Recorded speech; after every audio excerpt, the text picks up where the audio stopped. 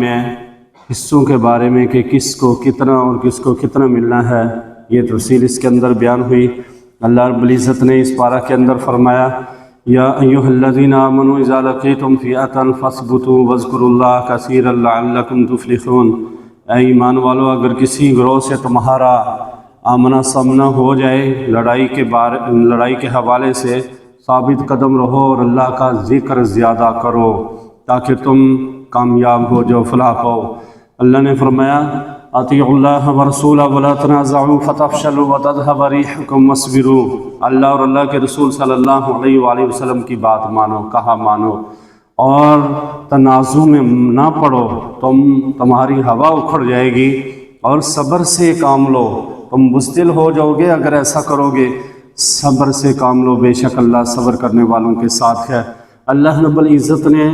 اس پارہ کے اندر یہ بھی فرمایا کہ ایک مقام پر شیطان نے یہ کہا کہ میں اللہ سے ڈرتا ہوں۔ اس نے پہلے دشمنوں کو کہا میں تمہارے ساتھ ہوں اور مسلمانوں کے مقابلے میں، لیکن جب اس نے فرشتوں کو دیکھا تو وہ پھر ایڑیوں کے بال پیچھے جو ہے وہ پیچھے کی طرف چلنا شروع ہو گیا اور کہنے لگا کہ میں انی ارا ما لا ترون انی اخاف اللہ، میں وہ دیکھ رہا ہوں جو تم نہیں دیکھ رہی، مجھے اللہ سے ڈر لگتا ہے۔ بڑا نکتہ ہے کہ شیطان بھی اللہ سے ڈرتا ہے، ہمیں کتنا ڈرنا چاہیے۔ اللہ رب العزت نے اس جگہ یہ بھی فرمایا اس پارہ کے اندر وَأَعِدُّوا لَهُم مَّا اسْتَطَعْتُم مِّن قُوَّةٍ وَمِن رِّبَاطِ الْخَيْلِ تُرْهِبُونَ بِهِ عَدُوَّ اللَّهِ وَعَدُوَّكُمْ، کہ دشمنوں کے خلاف تم جتنی بھی سائنس اور ٹیکنالوجی، گھوڑے، اسلحہ، جو بھی چیز وقت کے اعتبار سے ضروری ہو وہ ہر وقت تیار رکھو، ہر وقت اپنے لوگوں کو ٹرینڈ رکھو، یہ اللہ نے فرمایا۔ اللہ رب العزت نے اس پارہ کے اندر فرمایا یا ایھا النبی حرض المؤمنین علی القتال، کہ اے نبی علیہ السلام مومنوں کو قتال کے لیے، جہاد کے لیے ابھاریے، اور فرمایا تم تھوڑے بھی ہوئے اور تم زیادہ پر باری رہو گے، کامیاب ہو جاؤ گے۔ اللہ رب العزت نے فرمایا جو اللہ کی بات مانتا رہے گا لَهُ مَغْفِرَةٌ وَرِزْقٌ کریم، اس کے لیے اللہ کی بخشش بھی ہے اور معزز روزی بھی ہے۔ پھر جو ہے اس کے آگے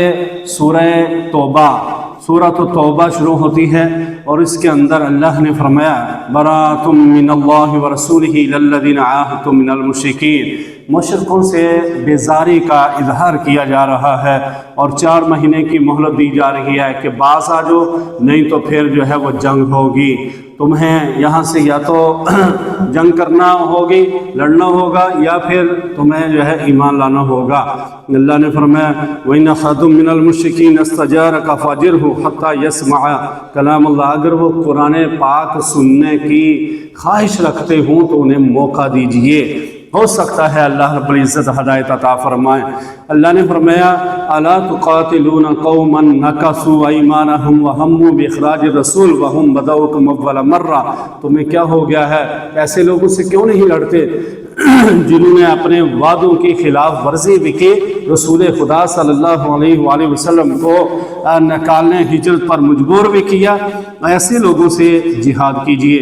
اللہ رب العزت نے فرمایا مشرکوں کے بارے میں، مشرکوں کا یہ خیال تھا کہ ہم زیادہ حقدار ہیں۔ اللہ نے فرمایا ما کان للمشرکین ان یعمروا مساجد اللہ شاہدین علی انفسہم بالکفر، کہ مساجد کو آباد کرنا یہ مشرکوں کا کام نہیں، بلکہ اللہ رب العزت نے فرمایا کہ یہ تو اولئک حبطت اعمالہم، شرک سے تو اعمال ہی ضائع ہو جاتی ہیں، بلکہ اللہ نے فرمایا انما یعمر مساجد اللہ من آمن باللہ والیوم الآخر، مساجد کو آباد کرنا یا مساجد کے اندر آنا جانا، اس کا خیال رکھنا ہر طرح سے، یہ مومنوں کا کام ہے، ایمان والوں کا کام ہے۔ اسی لیے جو بندہ مسجد کے اندر آتا جاتا رہے اس کے ایمان کی گواہی ہو جاتی ہے لوگوں کے سامنے کہ واقعی یہ بندہ مومن ہے، یعنی جو مسجد میں آتا ہے وہ پکا مومن ہے۔ اللہ رب العزت نے فرمایا کہ قل ان کان آباؤکم و ابناؤکم، فرمایا کچھ رشتوں کو گنوا کر فرمایا اگر ان کو تم زیادہ ترجیح دو گے جہاد کے اور رسول اللہ صلی اللہ علیہ وآلہ وسلم کے اور اللہ کے مقابلے میں، تو پھر تم عذاب کی تیاری کر لو، اس کے لیے تیار ہو جاؤ۔ اللہ نے فرمایا کہ بے شک مشرک نجس کے وَلَا يَقْرَبُ الْمَسْجِدَ الْحَرَامَ بَعْدَ عَامِهِمْ هَذَا، اس سال کے بعد ان کا داخلہ یہاں پر ممنوع ہے، نو گو ایریا ہو گیا ہے، اب یہاں یہ وہ نہیں آئیں گے۔ اللہ نے فرمایا کہ یہود و نصارہ کا تذکرہ فرماتے ہوئے فرمایا کہ یہودیوں نے کہا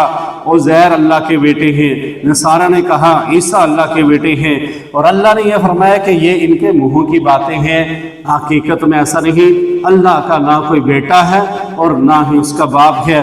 نہ کوئی جو ہے یہ یہود و نصارہ کا یہ عقیدہ درست نہیں ہے۔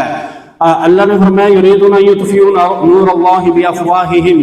اللہ رب العزت کے جو دشمن ہے وہ یہ چاہتے ہیں کہ اللہ کا جو نور پھیل رہا ہے اسے بجھا دیا جائے، لیکن یاد رکھو کہ اللہ اپنے نور کو مکمل کر کے رہے گا، اگرچہ یہ کافروں کو برا لگے، اچھا نہ لگے۔ هو الذی ارسل رسولہ بالہدی ودین الحق لیظہرہ علی الدین کلہ ولو کرہ المشرکون، اللہ نے فرمایا کہ دین جو ہے وہ غلبے کے لیے ہے، اگرچہ یہ مشرکوں کو صحیح نہ لگے، ناپسند ہو۔ اللہ نے فرمایا یا ایھا الذین آمنوا ان کثیرا من الاحبار والرہبان لا یاکلون اموال، یعنی بہت سارے جو تمہاری نظروں میں سیانے لوگ ہیں وہ بھی مال لے کر کام کرتے ہیں اور لوگوں سے ناحق مال وہ جو ہے ہڑپ کرتے ہیں، ان کا مال جو ہے وہ ہتھیا کرتے ہیں، وَيَصُدُّونَ عَنْ سَبِيلِ اللَّهِ، اللہ کی راہ سے بھی روکتے ہیں۔ آگے اللہ نے فرمایا زکوٰۃ کا بیان کرتے ہوئے کہ اس کا تذکرہ فرماتے ہوئے وَالَّذِينَ يَكْنِزُونَ الذَّهَبَ وَالْفِضَّةَ وَلَا يُنْفِقُونَهَا فِي سَبِيلِ اللَّهِ فَبَشِّرْهُم بِعَذَابٍ أَلِيمٍ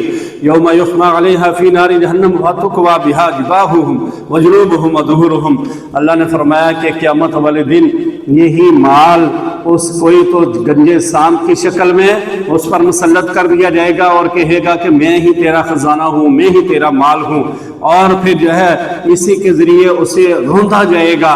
پاؤں کے نیچے رکھ کے وہ جانور روندیں گے، اور یہ کہا جائے گا پھر جو ہے یہ بھی کہ سلاخیں جو ہیں جہنم کی آگ کی سلاخیں، آگ کی سلاخیں آگ کے اندر ہی جو ہے وہ تپائی جائیں گی، اور پھر کیا ہوگا چہروں پر، پشتوں پر اور جو ہے دونوں سائڈز پر یہ جو ہے وہ ان کے ساتھ انہیں عذاب دیا جائے گا اور کہا جائے گا یہ تیرا مال ہے جو تو جمع کیا کرتا تھا۔ یار غار حضرت ابو بکر صدیق رضی اللہ تعالیٰ عنہ کا بھی ذکر یہاں ہے، اذ ہما فی الغار اذ یقول لصاحبہ لا تحزن ان اللہ معانا، حضرت ابو بکر صدیق رضی اللہ تعالیٰ عنہ اور رسول خدا صلی اللہ علیہ وآلہ وسلم کا تذکرہ ہے۔ غزوہ تبوک میں پیچھے رہنے والوں کا بھی تذکرہ ہے، اور فرمایا کہ اب جو موقع ہے اب جنگ میں جانے کا، اس میں وہی پیچھے رہ سکتا ہے کہ جو لا یؤمنون باللہ والیوم الآخر، جو ایمان اللہ پر بھی نہیں اور جس کا ایمان آخرت پر بھی نہیں، ورنہ ہر بندہ جائے گا غزوہ تبوک کے اندر۔ اور پھر جو ہے اللہ رب العزت نے زکوٰۃ کے مصارف بھی بیان فرمائے، مساکین، عاملین، مؤلفہ قلوب، فرقاوینی 8 مصارف بیان فرمائے۔ پھر فرمایا کہ جو منافق ہیں یہ ایک دوسرے کے ساتھ ان کا جو ہے وہ لگاؤ ہوتا ہے، اور یہ کیا کرتے ہیں، یہ نیکی نہیں برائی کا حکم دیتے ہیں، اور ان کے ساتھ اللہ کا وعدہ ہے کہ انہیں جہنم ملے گی۔ مومن آپس میں ایک دوسرے کے ساتھ اٹیچ رہتے ہیں اور ایک دوسرے کو نیکی کی جو ہے وہ تعلیمات سے روشناس کراتے ہیں، برائی سے روکتے ہیں، اور ان کا ٹھکانہ اللہ رب العزت نے فرمایا کہ جنت ہے۔ اللہ رب العزت سے دعا ہے کہ اللہ تعالی ہمیں قرآن و سنت پر عمل کی توفیق عطا فرمائے۔ آخر دعوانا ان الحمد للہ رب العالمین۔